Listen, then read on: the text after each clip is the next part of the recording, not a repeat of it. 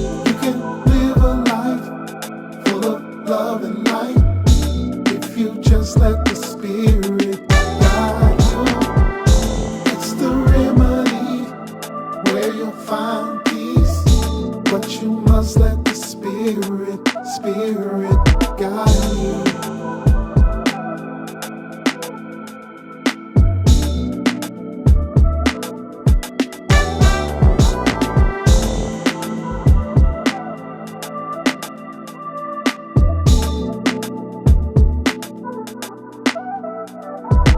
Who made y'all priests? What's up, world? This is Fafore.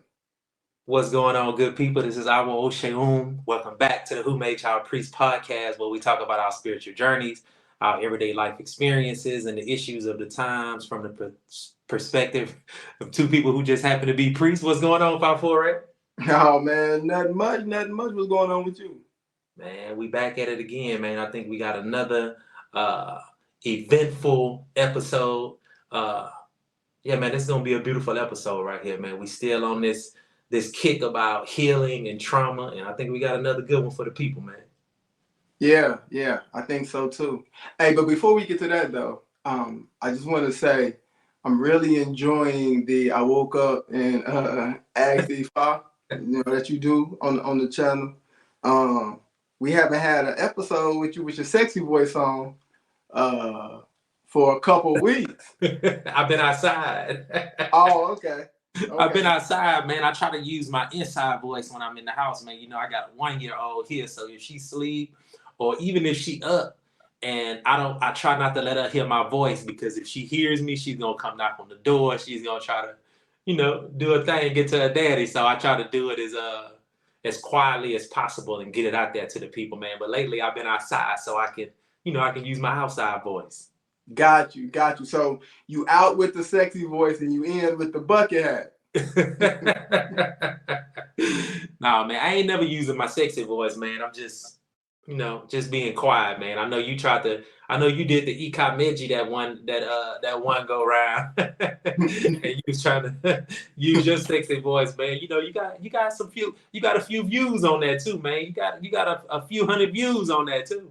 Yeah, man. You've been trying to tell me I need to go ahead and do that.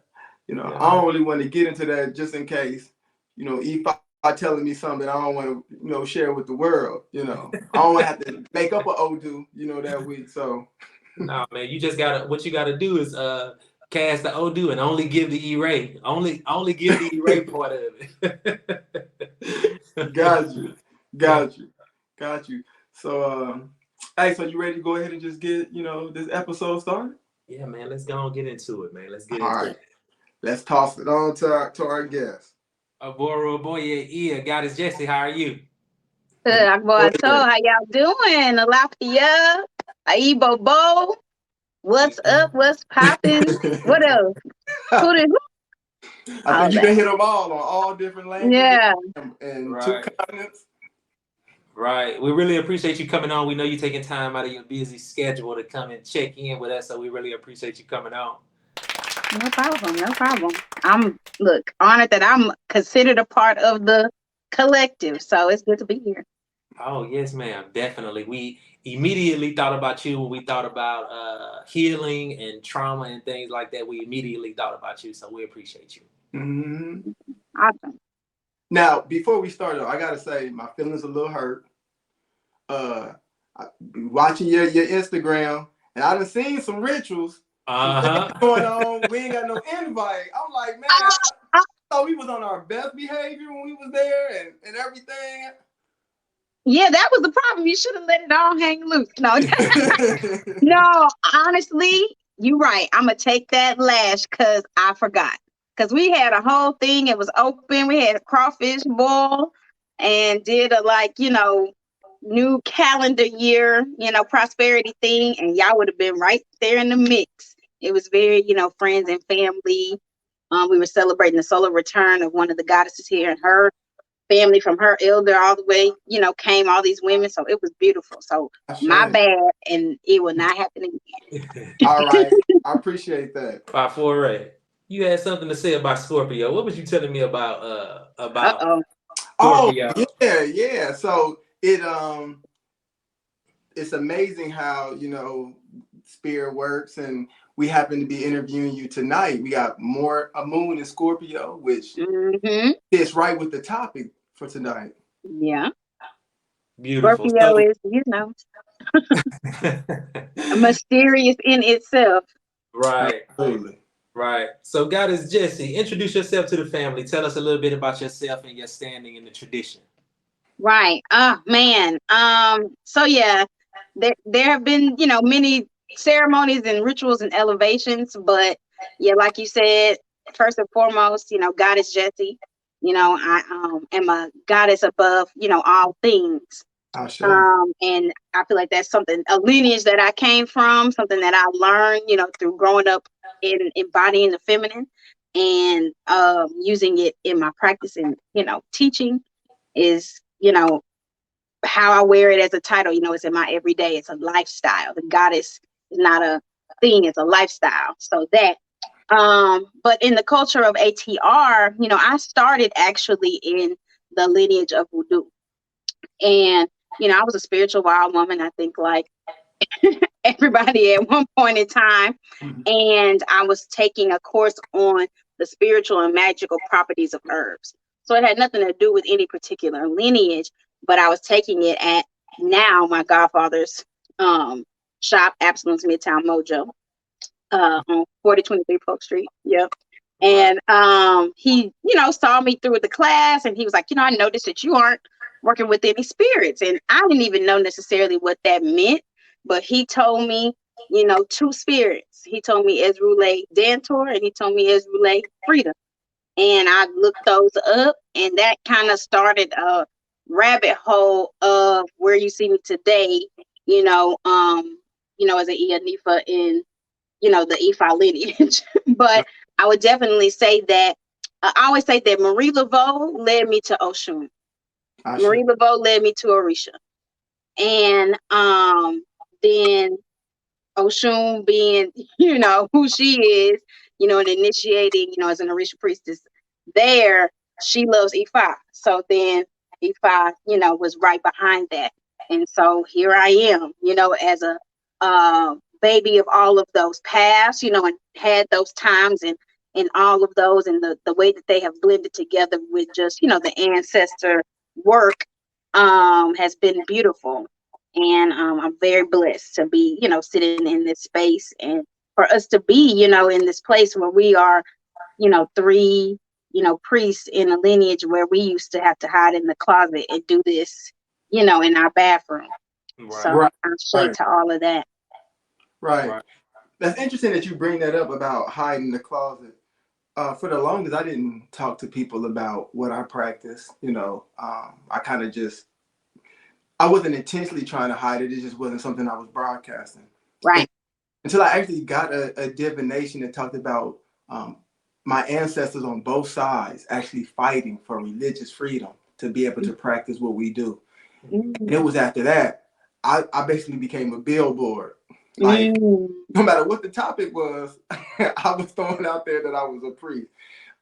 So I could celebrate my practices in a way that, my ancestors weren't able to. So that's interesting that you brought that up.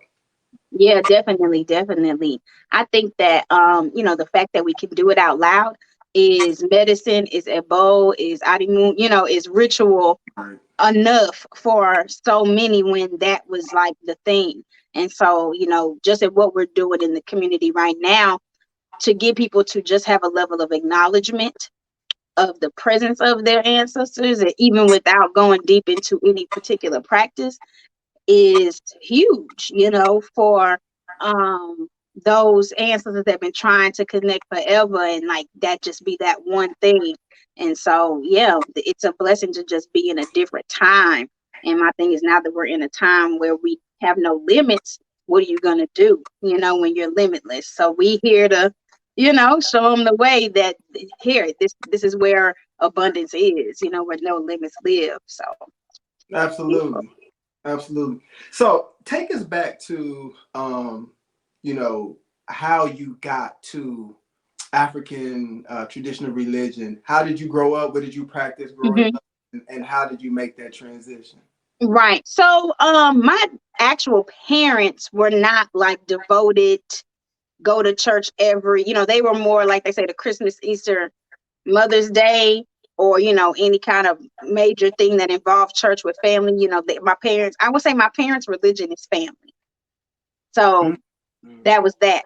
But now my grandmother, who's my father's mother, she was a elder, a prophetess, and ordained, all of those Mm. things in a Christian church. And then my grandfather was, they was, mama and papa in there. And so I know that a lot of my gifts, especially on the prophetic side and all those things, come from her. You know what I'm saying? And she's the one who told me I needed to go see my, my chief in my lineage. She's like, you need to go see her. She's getting older. It's time for you to step into, becoming a priestess, and so on that ancestor side, I grew up with seeing that, but I was never really indoctrinated. When I was younger, I think I was exposed to some grown folk church business because my grandmother was so involved. So I just kind of was like, well, this not necessarily somewhere I want to like embed myself. And I was really young. And then my dad always taught me that you didn't need a middleman between God, because my dad drives trucks. So he always talks to God directly. And I found out later in life that he's a Ogun, which made a lot of sense. But Mm.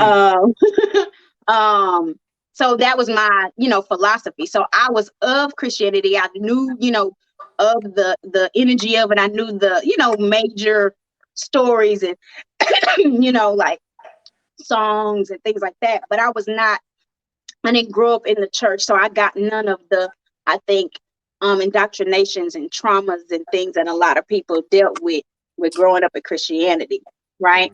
And then yeah, I didn't really get into African spirituality until like 2017, 2016. Mm. And that came to me through going through a divorce, actually. So that was my journey of, one day my life caught on fire. And it's so funny because later on, when you get into the culture, you see how the stories that the Orishas went through are stories that we may have went through in our lives. And so I definitely experienced, when I say my life caught on fire, I witnessed, one of the Patakis of Shango. I'm like, whoa, okay, I can see how that could happen. And that be the thing that led me to herbs, which led me to tarot, which led me to, someone saying, hey, have you heard of Israel? Which led to that. And here we are, so that's journey of me um, figuring out who I was, just, as a woman without being a wife or anything like that, led me to spirit. I think I did a 30-day, like some little cleanse fast for myself when I first left. And that, I think, was the thing that just, catapulted. I did Sacred Woman at one point, all of those self-initiations that you do to try to get to a level of like enlightenment. And Right. those roads always led me. It's one way to Oshun, to, the Loa, to, the saints or what have you. Mm-hmm. And so it's been a roller, like I've been in the amusement park of spirituality and I'm loving it. Right. Right. Right. By Sacred Woman, you talking about Queen of Food? Mm-hmm. Mm-hmm.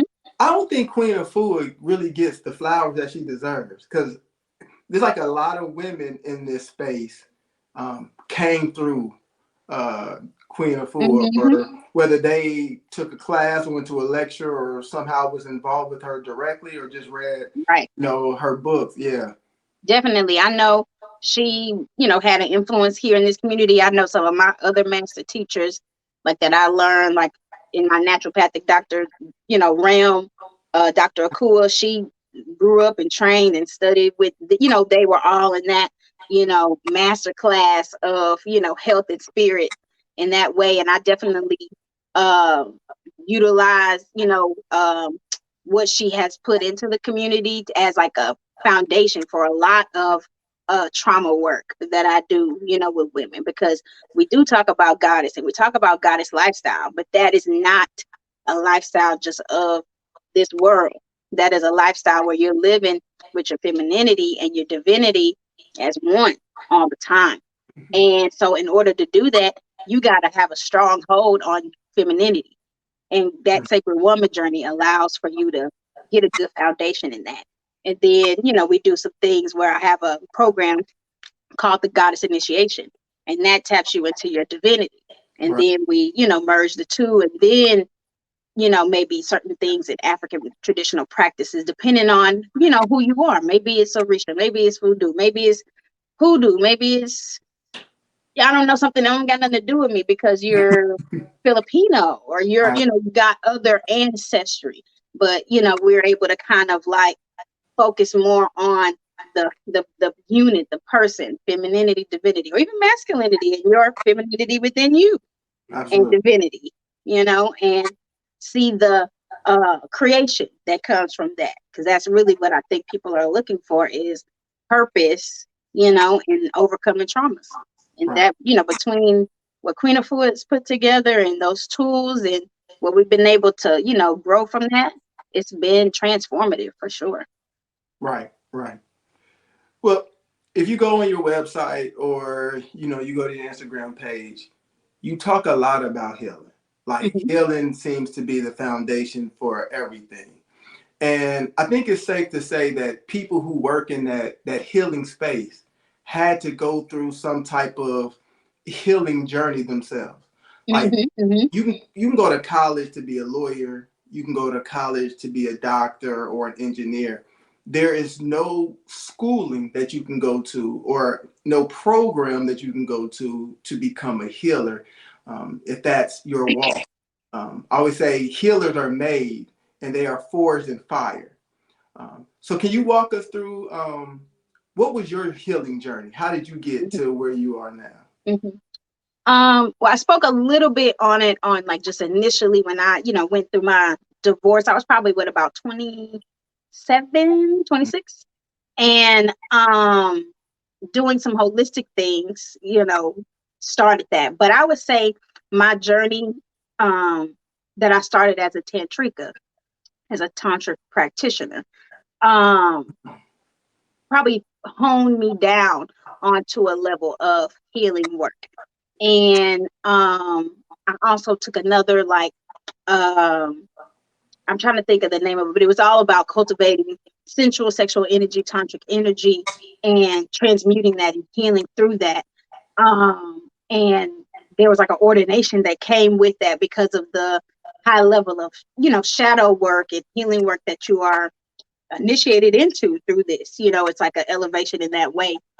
So that process of me really tapping more into like the energy centers. And if anyone who's not familiar with Tantra, Tantra, means energy weaving. So it is about basing in the chakra systems and, well, depending on the style, because it does span. But basically it is moving, healing, expanding, transmuting energy through, it could be through touch, it could be through energetic, tantric work, but it is moving that sensual and sexual energy and, getting some sort of result through it. Let it be peace, let it be healing, let it be manifestation, you know, divination, the list goes on. But that process of tapping into that and learning it, you go through it. And I definitely transformed as a woman, I transformed as a healer, and I blended my spiritual, depth with my sexual depth and the erotic embodiment. And those two things just really, talk about forging a fire and water, because going through the womb um, is a whole nother thing too. Right, right. Right, right. Yeah, that's a beautiful journey. We know that you have your own Elay, a spiritual house here, Sweet Love Sanctuary, and Mm-hmm. Fafore and myself, we had the pleasure of visiting you at your temple. We had a great time there. Awesome. But what we noticed was that you dedicate a lot of time and energy and spirit to women. Mm-hmm. Why was it important for you to reveal to women that the power that they have within themselves? Man, so this is a great question. I would say that One, it is responsible. When I came into the tradition, um, I came as a certain level of a whole woman, right? And I was looking for a level of enlightenment. But every woman does not come that way. And I noticed a pattern as far as a level of um, misogyny, patriarchy, you know, um, some of the exact same things of which we were elevating or trying to quote unquote escape from other practices from were being regurgitated inside of this practice. And Mm. so, through my experience and through just who I am as a person and what my God told me, the Sweet Love Sanctuary was born, a safe place for a woman who is um, in one way or another tapped into or going to or carries a certain level of feminine, sensual, sexual energy to have a free place to be able to heal those things, because that's a part of her healing journey, but also to figure out who their ancestors are and connect to some form of African spirituality and not have to worry about managing the safety of their bodies or their practice or their divinations or what have you, and also who they are and what they're actually going through as a person. So that is why the women focus came first. And then, at the sanctuary, we love men. We are calling and praying for as many men, women, and all those things in between, whatever you identify as, to come if you do feel like that identifies with you too. Because just because I say the woman, I mean, men are going through these things as well. Maybe they are not as unprotected in their bodies, but they may not be protected in their practice or their wallets or their what have you. And so just pointing out the elephant in the African traditional realm, that we deal with. And in the Houston community, in the Texas community, in the what have you. And we don't deal with that in the sanctuary. But we also do have women that are able to elevate to wherever they need to go and continue on their lives. And it affects them, it affects their homes, so it affects their communities. And so then everybody, wins. Mm. Mhm. You know, a little bit ago, you mentioned sexuality and spirituality in the same sentence. Mm-hmm, Um, mm-hmm, mm-hmm. from a standpoint of doctrine, I say that there isn't a big difference between religion and spirituality, but there is a huge difference in practice Mm-hmm. between religion and spirituality. I think people on the outside who don't know about spirituality have an expectation of it looking the same. Mm-hmm. Mm-hmm. But spirituality, at least for me, the way I view it, is supposed to be transformational, Right. right? But I think we find ourselves in a position to where you don't see the vast transformation in a lot of the practitioners. Mm-hmm. And with that, sex is still taboo for spiritual practitioners in the diaspora. You know, Mm-hmm. Mm-hmm. Mm-hmm. um, I've been in situations, and Oseun has been in situations where we'll be told, "Hey, you should do this or you should do that because this is how they do it in Africa." Mm-hmm. But that's for things that I think they feel comfortable with, right? Right. Or think that they may feel like it works. But then when we start talking about sex, right? And if I was to say something like, well, in that case, then you should view sexuality different because in the diaspora they look at Really different. sexuality different. Um, Women in their cultural practices aren't so much hounding men about who are they having sex with. They don't play that game. There's a lot of polygamy and things of that nature Mm-hmm. going Mm-hmm. on there. And even African practitioners, spiritual practitioners here, the women aren't having that. Being that you've been to Nigeria, you were initiated there. Mm-hmm. What have you seen as a big difference about how sexuality is viewed there versus in the diaspora? Uh-huh. So I do think that they have a different view of like masculinity and femininity a little bit. I do feel like in Nigeria they are suffering from some of the same things of some American, back, flow of, capitalism and all of that stuff. So they not exempt at all. Absolutely. I definitely see room for growth in, the way they receive the feminine there. But I would say that there's an honor of the feminine, of the matriarch, of the pregnant woman, of the wife, of even the women that are involved in ritual, of Boni and all those, women that are, involved in those certain societies. It is honored and it is revered in a certain way. There is a certain level of energy between the men, a camaraderie between the men, like hugging and loving and dancing and all of those sharing, like all of that, just energy, community collectiveness. We don't have that. We have that, separatism when it comes to just how we're even having platonic intimacy with each other. So I think just from that base of culturally that being different, definitely like how we look at certain things taboo, like, yeah, the ladies in Africa have like a wrap on, but they got like a bra strap here, and they so slang, they gonna rewrap it, and no one's even thinking like about it sexually. It's just, this is auntie, this is grandma, this is TT, and they, you're gonna rewrap it. To me, it reminds me just of like how when Medea would come out the room and be in her robe, but right. Medea was Medea. You respected her, and she had great wisdom. You wasn't thinking about her necessarily sexually. And I just think that one, it comes from a lack of sexual education. The people that are leading, we talk about a certain level of, patriarchal views. Sex education isn't really in that totality. It's more of that, chaseism and abstinence. And we know that that's not natural. That's not even what we read in Pataki. That's not what we read of, all of that. And so I think that the education around who the female principal is and what that, what your sexual energy is. That's why we have those classes. You say that there's no place to go to learn how to heal or be a healer. There is, at the Sweet Love Sanctuary, we do that.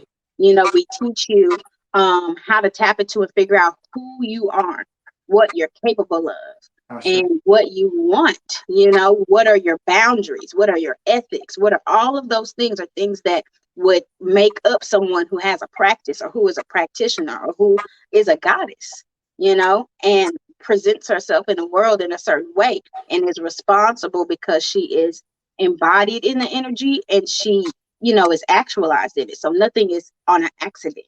There's not going to be a sense where a young lady comes into somewhere to get divination or to get spiritual work done, and she's not aware of her energy and her effect in a room. Let it be spiritually, emotionally, physically, or yes, sexually. We have to acknowledge that part. If we don't acknowledge that part, then we also can't acknowledge the same spirit that comes to a person when they're under possession by, Orisha. Right. Those two energies come from the same place of that kundalini, of that connection to the divine. And so I think that for more women to understand what they sitting on, and from it to be a non-ignorant place, and for the men to understand what they're sitting on, because you're not able to throw, and get Odu and have this insight without having a tapping into your divine feminine energy.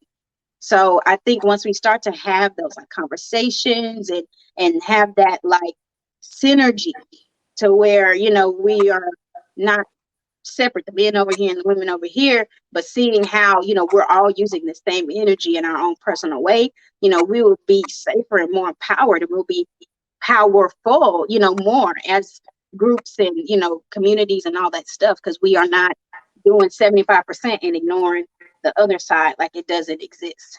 To me, that's not abundance. I should. Right. So what about the polygamy aspect? Why do you think that part of the culture didn't make it here into the West? So it did. It just made it into the West under monogamous, non-ethical culture as, cheating culture. And as you know, the typical back in the day, how my parents was like my granny married, culture, even though Papa had whatever on the side and it was all good and whatever, it did make it here. We just don't acknowledge it as the truth of what it is. Most people are not monogamous. What monogamy actually is of you loving one person and only having the capability to love one person. It's in its totality is a very small percentage of the world, because even if you had one love at 20 and you had another love at 30, that is still you having the capacity to love more than one person. Maybe it's just not at the same time. Now, I think that what is switching in this day and age for America, at least, is taking off the polygamy part and moving more into the polyamorous space, because women are holding themselves accountable for their truths and demanding in a lot of ways equality in any type of relating style like that. The days of strictly only having men who have multiple female partners or multiple wives is a thing of the past. So now, people are fluctuating in their like relationship style, because I think they are getting more in touch with nature in their spirit, and they are relating as like how they are tapping into nature, and those things are not linear, and they're not usually couplings. Usually it is very, what they call it, multiplicitous or what have you. Mhm. So that's my take. I could go on and on about that. Right.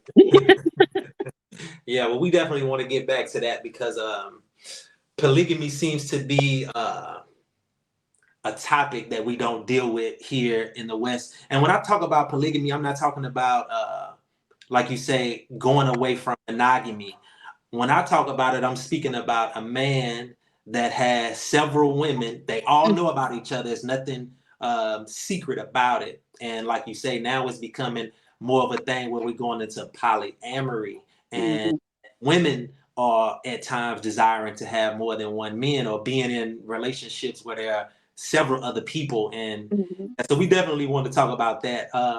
It seems like sexuality and the tapping into it is important for you. How does one's sexuality and tapping into it help them to heal? Well, I mean, when you look at the top list of things, traumatic experiences that people go through, I mean, top 3 is going to be sexual trauma. Right. And that doesn't even have to necessarily include actual, physical, molestation or rape or anything like that.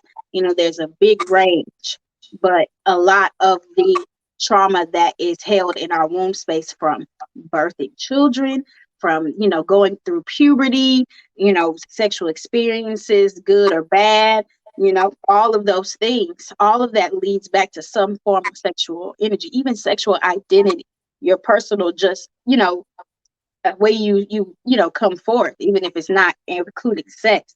All of that stuff goes back to one form of like a modality of sexuality.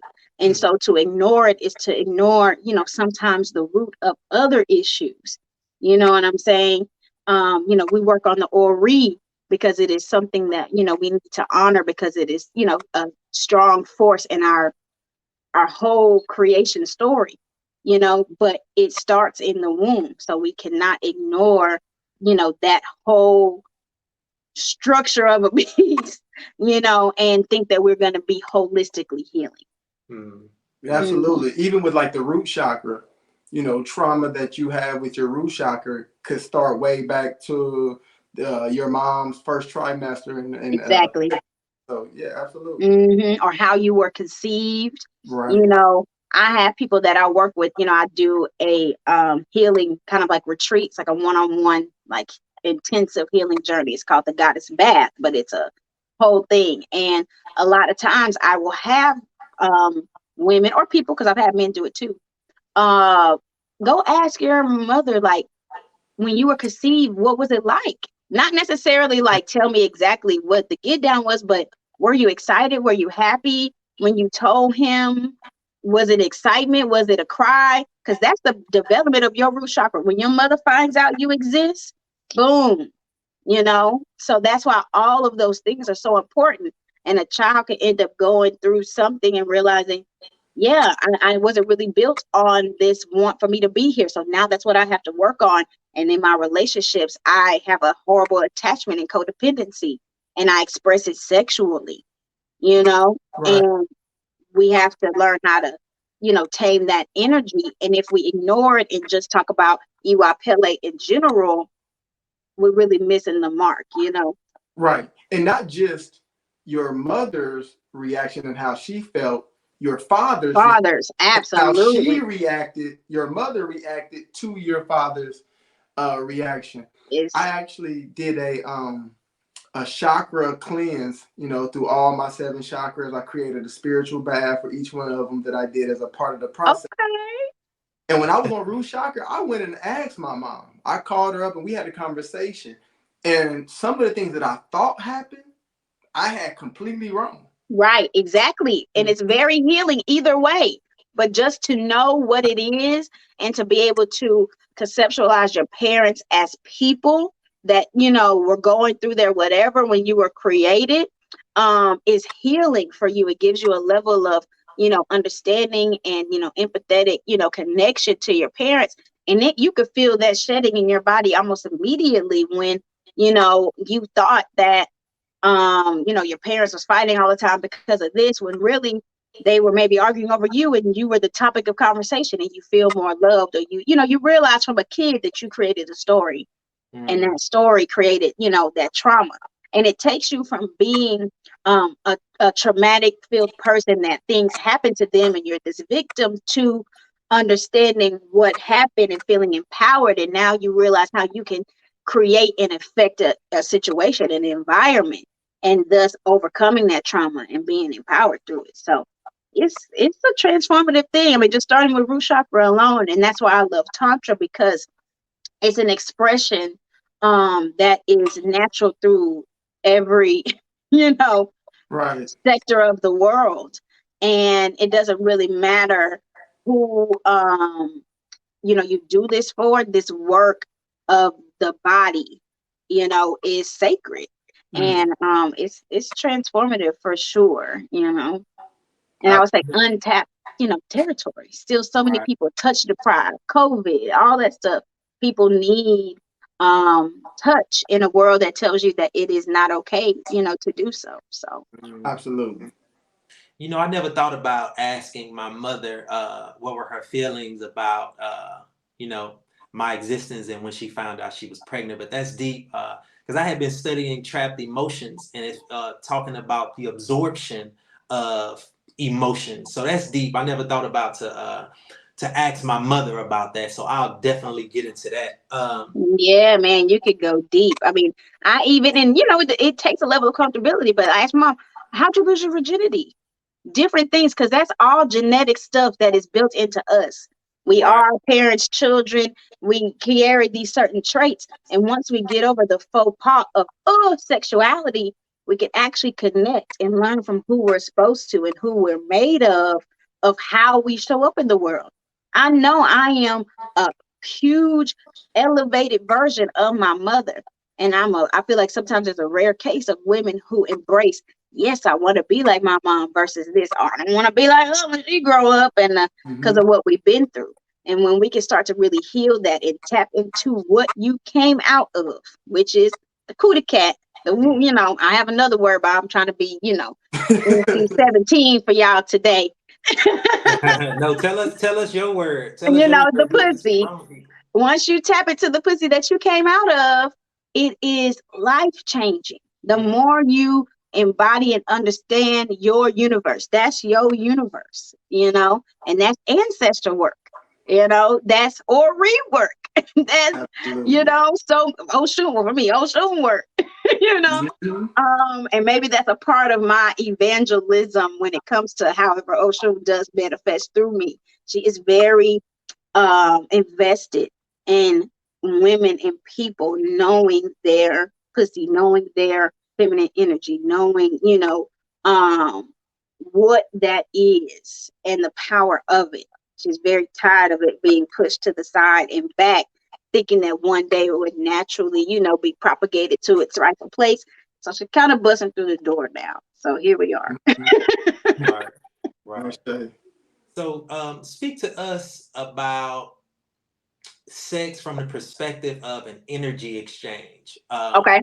As Fafore talked about, sex is still kind of taboo Uh-huh. in our tradition. So, from your perspective, or in your estimation, how do you think we should be thinking about sex? Oh man. Oh gosh. So you know how they say E5 everywhere? Right. Sex is everywhere. Exactly. And for me, I'm actually in the last third of finishing a book on sex magic. And it's really not a whole bunch of like, oh, do this and have sex, whatever. It's a little bit, but it really is about managing sexual energy.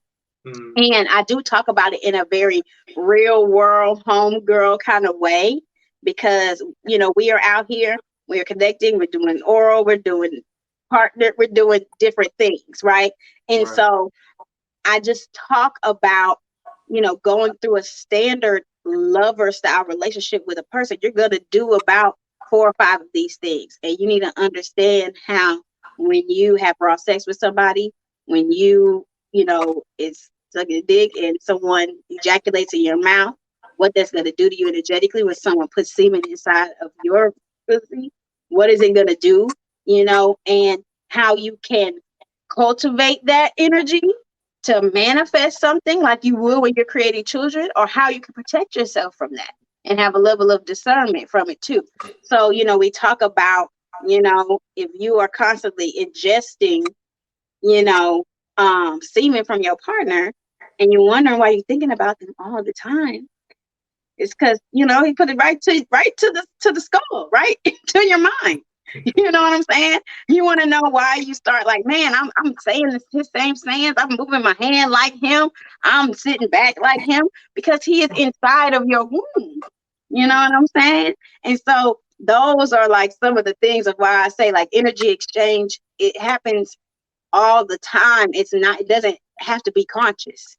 And so Right. bringing, a highlight to some of that consciousness, I think will help people make different decisions, or go in more intentionally and do something with all of that orgasmic energy.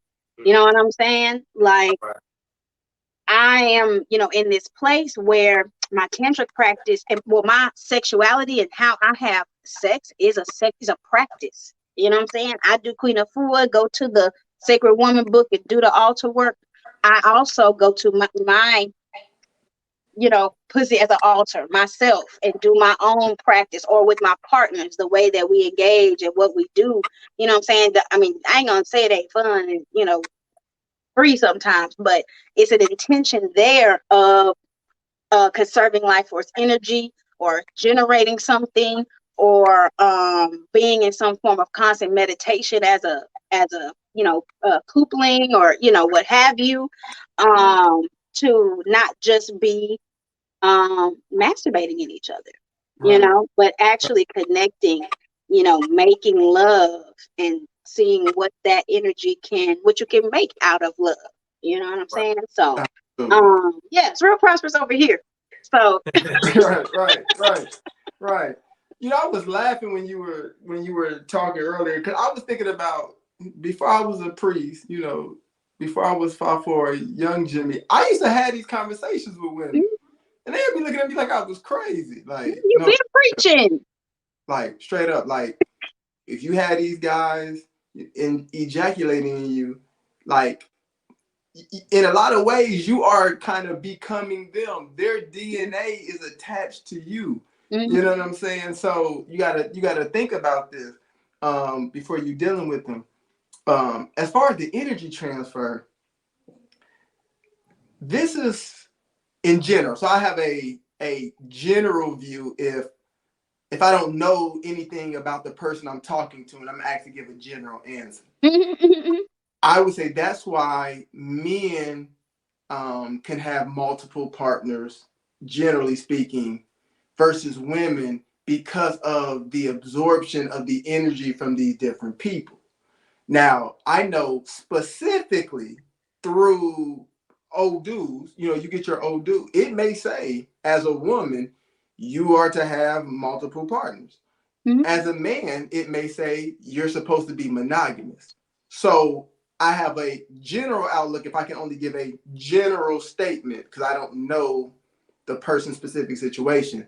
But I do understand now specifically how individual women and men, for that matter, may have to have a different sexual experience.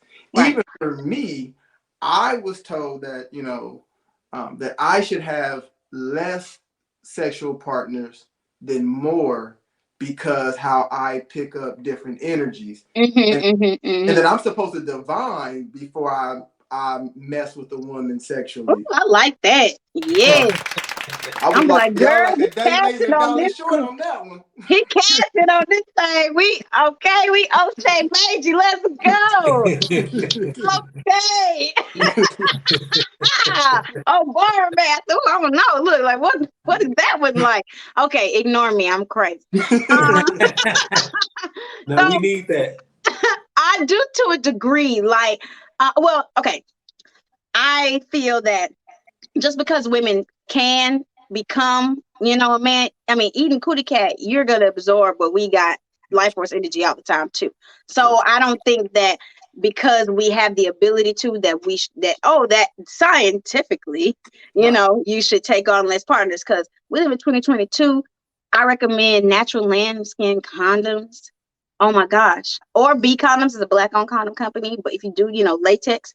But those, I mean, it feels just like the real thing, and not having that fluid bond with the partner will allow for a level of energy management and still sexual experience and exploration if that's what you care to do. So I don't think it's necessarily like a case of doing it or not, but it's how you do it. Or I know some women who I would say can take on a lot, especially certain goddesses who do certain work, and having a high quantity and quality of sexual experience keeps them healthy, keeps them cleansed, keeps them powered up for constant rituals and things like that.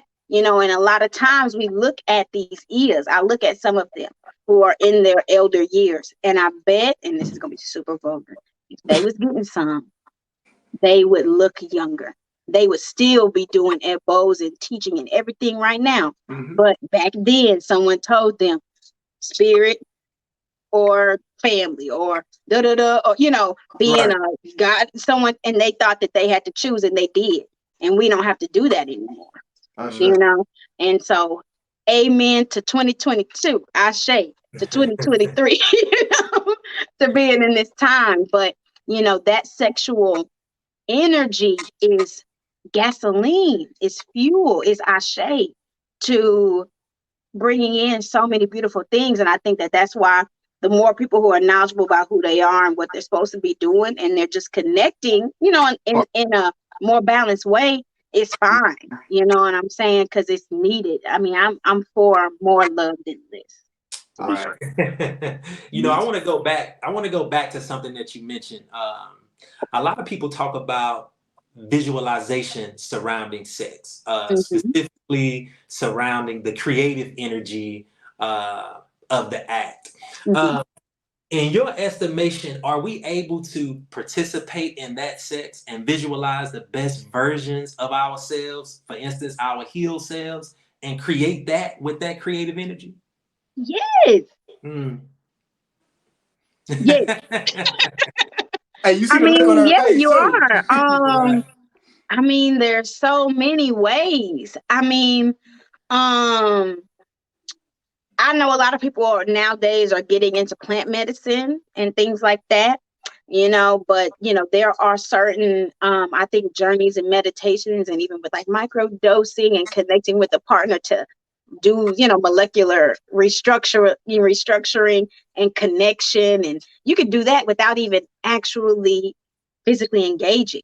I've had interactions like that, and then take, plant medicine out of it. I mean, yeah. I got like all kind of visualizations and cities and lottery numbers and, all kind of things. I mean, While focusing on going through the 9 levels of orgasm and not just, the big one at the end of the road. Oh, you hitting us with something now. You talking about the 9 levels of orgasm. Yeah. So that's a workshop that I do teach. And it just talks about how we really only recognize that last one, which is actually ejaculation. It's not orgasm per se, depending on, if you like on the squirting side. Anyway. But the 9 levels of orgasm talk about how the different organs give a response, and those are really the indicators of the different levels of orgasm. So it goes through your glands, it goes through your kidneys, it goes through your bones. When you're shivering and your body's tensing up and you're squeezing and biting, and all those different reactions are levels of orgasm, where all of the energy and fluids are conjured up, and they may end up in a certain place to give it expression. But it starts, in every really system in your body. And so, that's a whole another thing. And it right. helps to take some of the pressure off, especially for women who feel like they don't orgasm, when in all actuality, you probably do. You're just taught that if you aren't doing what you see on Pornhub, that you are not sexually successful. So that's another thing of decolonizing and decapitalizing and all the racial, that whole thing that's in, what we see as sexuality and what we think, is okay. So there's a lot of unlearning and relearning. And like I said, we talk about being pussy centered here. And I do hold a lot of accountability to ways that women themselves hold up these ideologies that they say that they, want to reject. And so, just as much as we may be, pussy power and the pro girls, we're going to hold that mirror back and have that accountability for our own pussy management and knowledge and accountability and responsibility, so we don't play that around. Right. How healing is that? Knowing about the 9 different levels of orgasm. How Oseun stuck on that. No, because I think it's important that we learn about the woman. More importantly, I think it's important for the woman to learn about the woman. Yes, for definitely. the woman to know her body, because if she can really be inside of herself, then she can really heal. So I think that's important that she knows about those 9. I've never heard that in my life about the 9 different levels of orgasm, and that what you call the ejaculation, that's not orgasm, and so they think that they were unsuccessful when that doesn't happen. So how healing is that for them to get that knowledge of themselves? Man, I mean, as far as just on an anxiety and mental pressure side of, going through an act and focusing on that destination and the anxiety that it brings when you feel like you're missing the marker so far away. So just understanding that you could even break it down, and there's an empowerment, through that. And when a woman is feeling sexually confident, even if she isn't expressed that, she's gonna show up differently. People be like, well, why is it her? She ain't even cute. But she has that confidence, and that could, you could go to that woman because of the energy, and that is that solar plexus work. You know what I'm saying? And I always tell, it's so funny, one of the best ways to charge up your solar plexus is to get oral sex. Clitoral stimulation stimulates the solar plexus. And so it's just when we start to tap into these things, and women realize you may not get to a certain level on that act, but the goal of it, you know what I'm saying? And the focus energy of it, and your partner having a focus energy of it. We just want to get to level 5 today, or we're not even measuring it. We just know that, it's levels to this shit. Right. It helps you kind of celebrate those smaller wins, especially in sexuality. And that's just going to build that whole sexual repertoire and I think give your mind like more ways to go at it versus, putting the pedal to the metal and trying to get right there to the end. It brings in intimacy, it brings in connection, and spirit lives all up in there. Right. And that solar plexus is how you open that up. That'll help you dig into that creativity. Mm-hmm. Yep, that and Yeah. the sacral. Mm-hmm. Yeah, yeah. Mm. Fafore. So there's this thing, this meme that's going around on social media, and I'm sure that you've probably seen it. And it talked about people with a lot of sexual energy have the potential for a lot of healing energy, because sexual energy and healing energy is the same on the spiritual level. Mm-hmm, So mm-hmm, I'm like, let me break this down. So I wanted to see how true that was. So I kind of even was looking at like my natal chart, mm-hmm, and I was told that I was here to be a healer, um, and that I've lived a million lifetimes. I have a stellium in the 12th house. In mm-hmm, my 12th house, my Venus is in Scorpio, and then I'm a mm-hmm, Scorpio rising. And I'm like, there might be some truth to that. And then I mm-hmm. have somebody else who I looked at their natal chart. They have a stellium as well in the 12th house. They have their Venus is in Scorpio, and they are also a Scorpio rising. So I was like, there may be something to this. How do you feel about that? Yeah, I mean, I think there's a lot of different ways to identify it.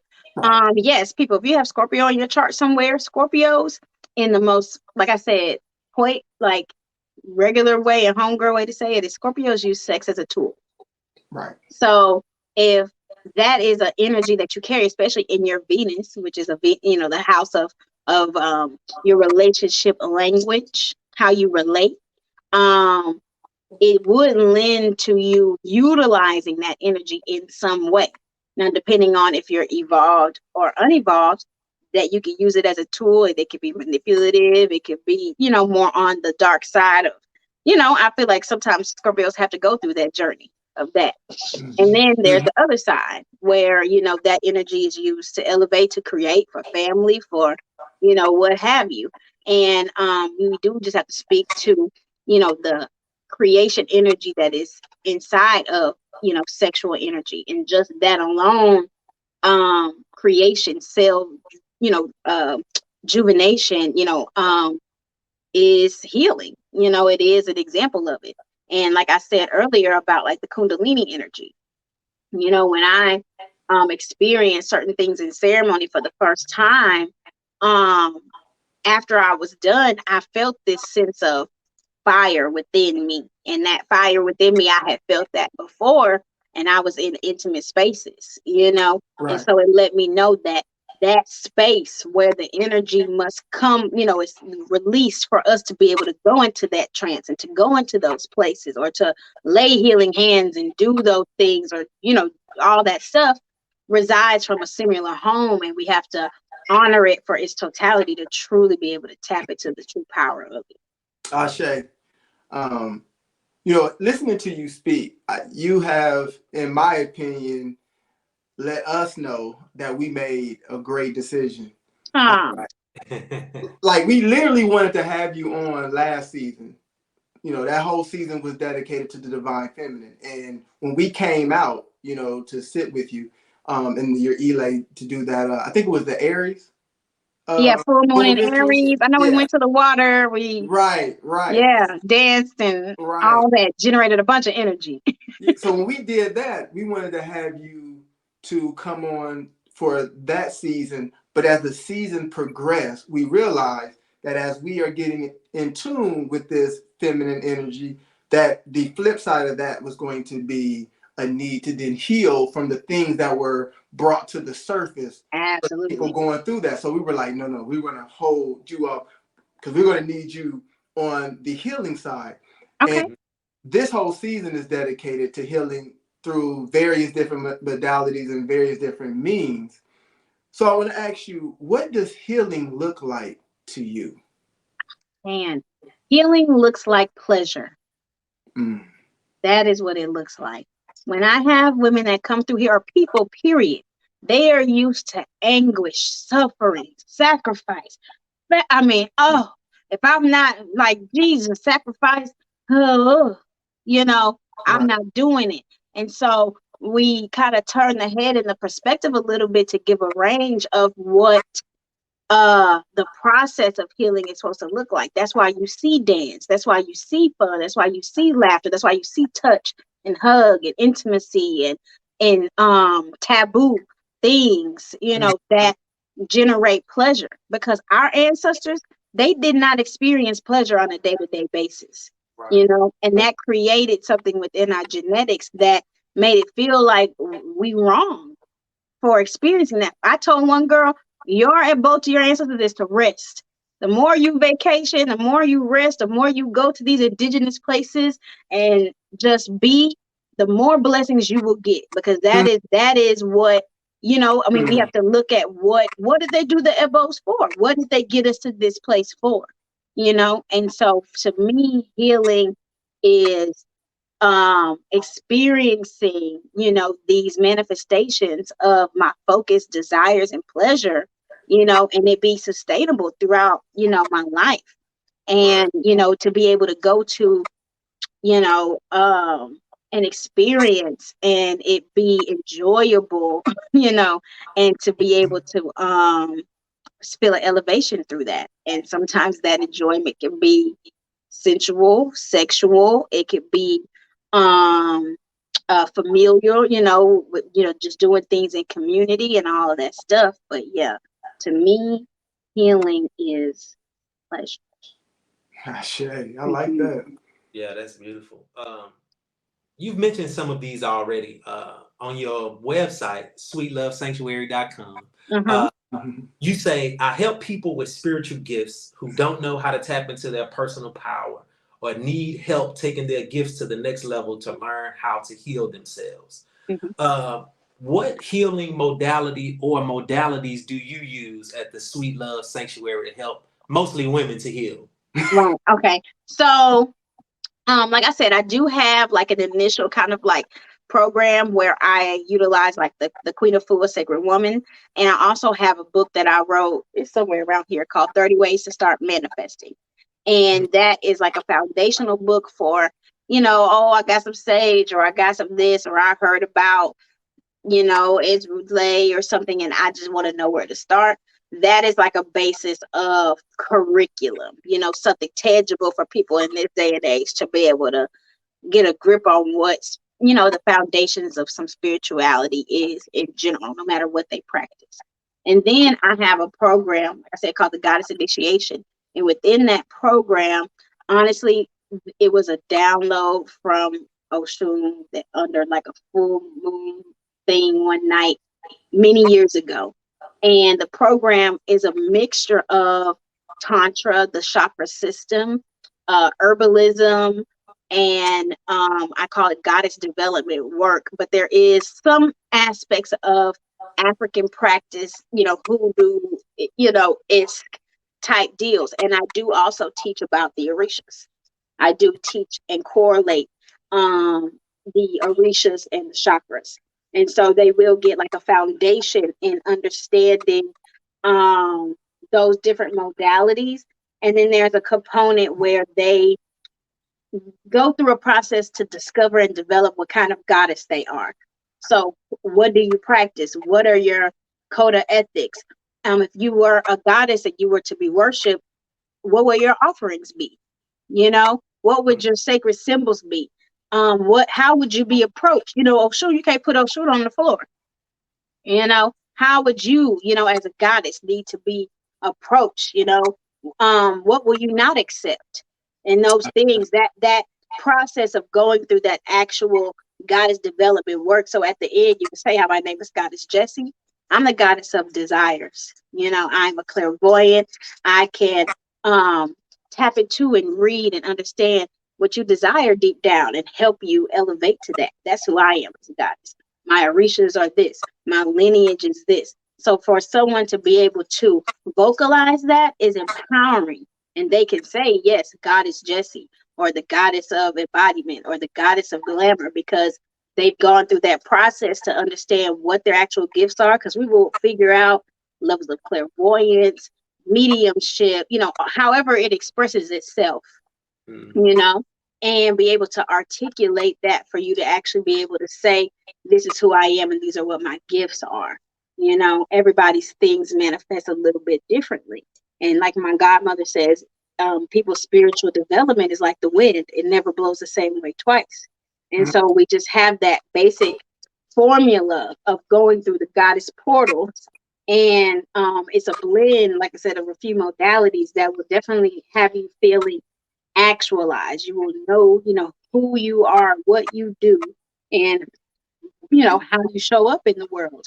And that is empowering in itself. And someone could take that information and start their spiritual practice with it as an individual. They could start their spiritual practice as a practitioner, because we do, like, beyond that, allow for certain levels of elevation into certain practices if it's, divine in connection there. And they can start their journey just in their spiritual elevations. The road there then goes based on, who they are. But yeah, we're going to use certain modalities in Orisha. We're going to use certain modalities in Ifa. We're going to use certain modalities in New Orleans Voodoo, because those are the things that I know of. And whoever needs what will get that. And if I don't have it, I will refer you, or I will get the resource from somewhere. I have a young lady who's from the Filipino culture. Mm-hmm. And she found an ancestor, and now she's studying just their ancestry practice along with our goddess work for her ancestry. So, it's not a one size fit all glove, but everybody's got a wound. And so we're going to go through that process, together. And it's been a beautiful, development program, and we've seen some beautiful things happen with it. Ashe. Mm-hmm. So I just saw that you got because we're on the email list, so we get the emails for the Queen Healing Journey. Yes. Informational for that. Mm-hmm, mm-hmm.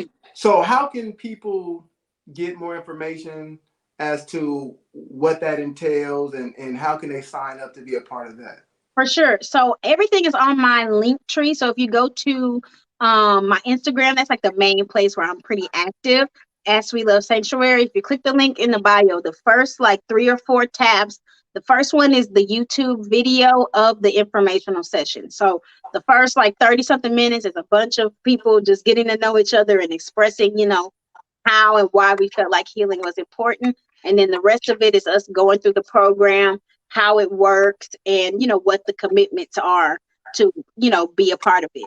And then the next link is the link to actually register, and it's only $150 to secure your spot. And then we set up a payment plan for however you need to go through that. And the class starts February 5th, and we will meet once a week on Sundays, and we will go through collectively a version of the sacred woman journey, and dive into starting to get a good foundation for your spiritual practice. So everything is right there. The books you need, everything is right, like the first few links on the link tree. So you can also just go straight to linktree/Sweet Love Sanctuary, and my whole sanctuary world is right there. So you can tap in with me so many ways on that. Yeah. And you want to go to that Sweet Love Sanctuary IG so you can get the daily energy. So, I watch that, every morning. Okay.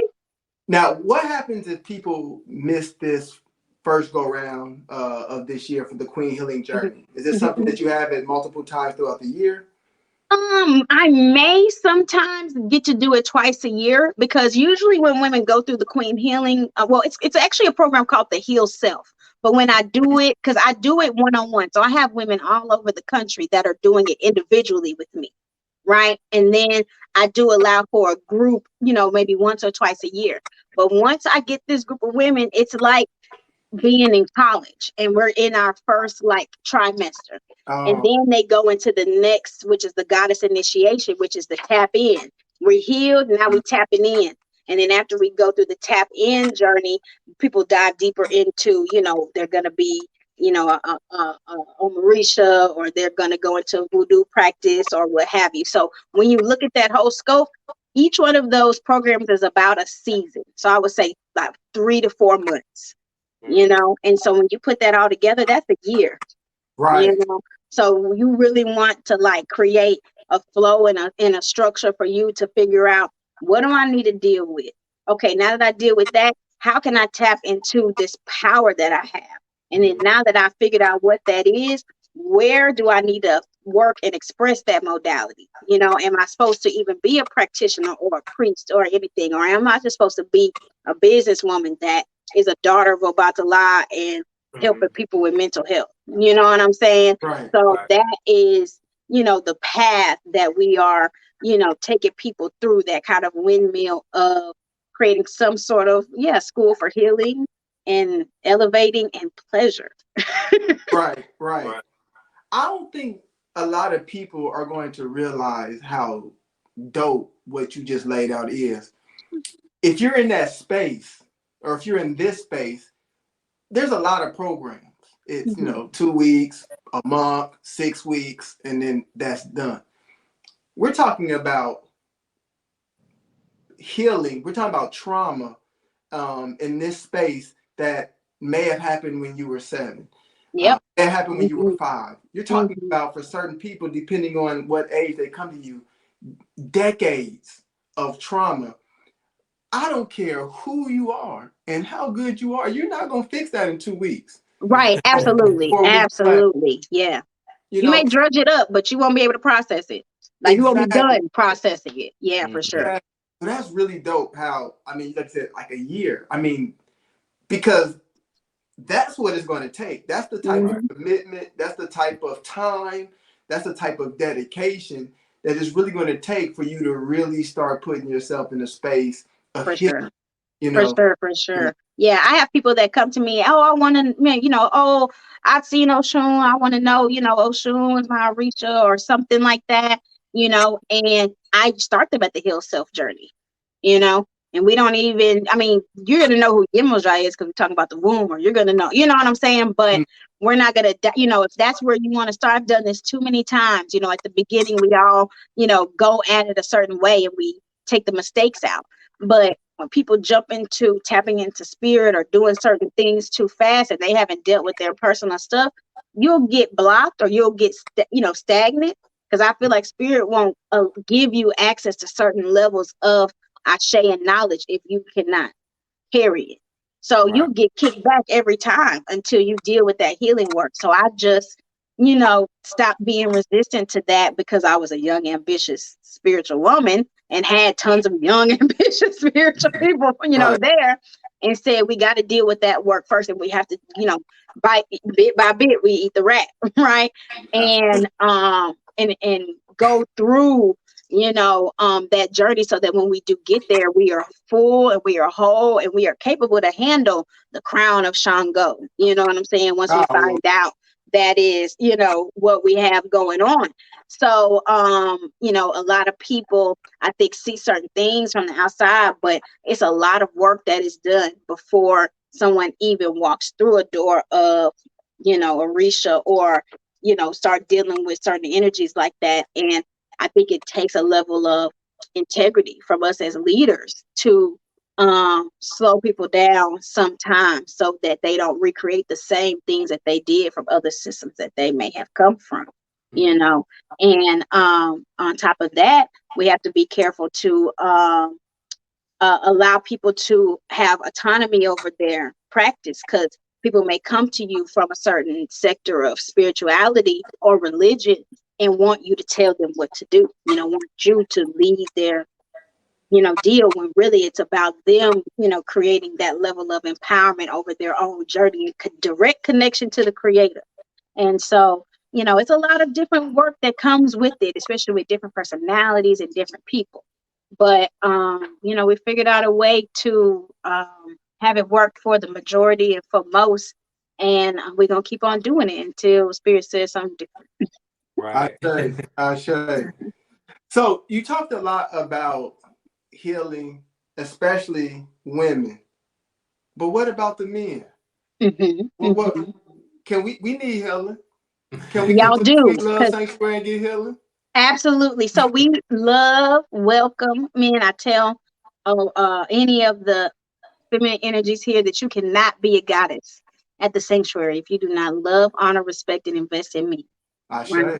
So I don't have a formal program for men, but they are welcome when we're doing community space. I have, men goddesses are relationship successful and usually sexually successful. So men do love, we have partners, we have, boyfriends, someone just got married, what I'm saying? Those things do happen. So, they are present and we are calling more into the space for their elevation. But right now, I have directed them to a group called Humble Warrior, and it's a program that is done through my Tantra Master. And it is a space for men to be safe, to be men, and to share and to feel and to all those things, and also unlearn and relearn some things and tap into like some beginnings of being a tantric man and all those things. So that's somewhere that I send as a resource. But I will be, and my goal is to do it, this year, have like a God King training where I bring in experts, where I do facilitate it, but I'm not trying to be the teacher. I don't want to be the woman teaching men how to be men. You know what I'm saying? I could teach you as a liaison to the women. I give you the lowdown, I'm a safe place. But I want to bring in men that are experts in polyamory, experts in financial stability and investment and all that stuff.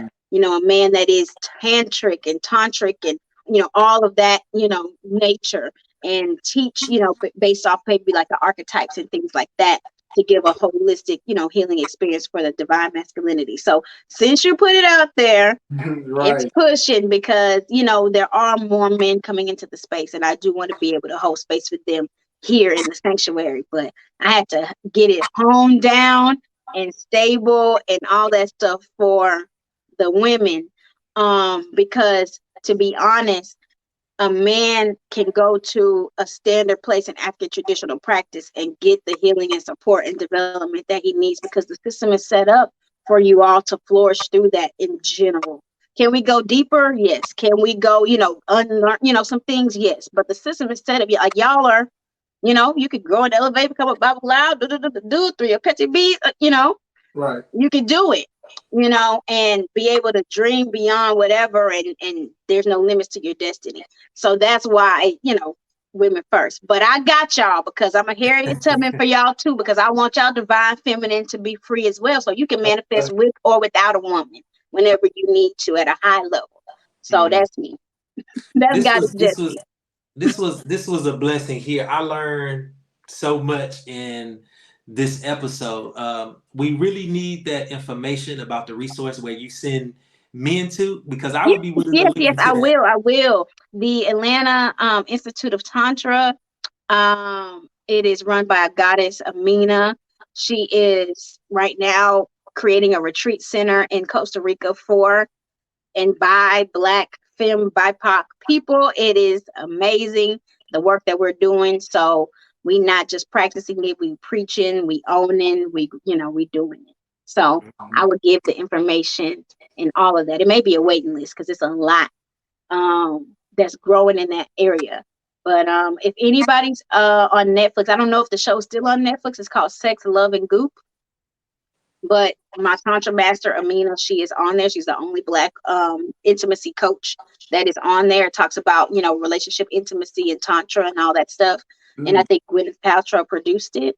So if it's still on Netflix, you can see her. And that's, she is my pussy godmother. She is my goddess godmother. Just like I have a EI and Orisha, I have one, for my sexual practice and my tantric practice. So we honor all of those elders who have curated this thing. So I say to them, I say, we want to thank you for not only being a part of our podcast and sharing this beautiful information with everyone, but we also want to thank you for what it is that you do as a priestess. You are a part of the oldest profession in the world, And what you do is very important. So from one Thank piece to the you. next, we want to say thank you for all you do. Thank you. Thank you. Thank you. I appreciate that. I know I'll be like, this is what I chose when okay. And I women, say, ooh, okay. I say, I say, Thank y'all family. so much for having me. I appreciate y'all for coming first to my space and being open and, experiencing and, wanting to continue the fellowship and yes, bringing me on to just share my ministry and my gospel and, letting me be an evangelist for the pussy. Yeah, we wanna come back. We want to come back, so you can't forget Yes, about yes, yes. Right, right. Probably do something for the full moon for February. I am celebrating my Ocha for Oshun, so Mhm. I will send it out and let y'all come through and we'll do the whole song and dance. So Absolutely. We'll definitely be there. Family, again, thank you guys for tuning in. This has been an amazing episode. You it. probably gonna have to watch this a couple of times. Take notes. get to notes. You got to put some of these things into practice, right? Knowledge is great, but wisdom is actually using the knowledge, is utilizing the knowledge. And that's where we want to get to a place too, so we can all heal. And throughout this season, we're going to provide avenues for everyone to heal from whatever it is that we need to heal from individually and collectively. So again, thank you for tuning in. We love you. And as always, life's a journey. Don't forget the map. Peace. Peace.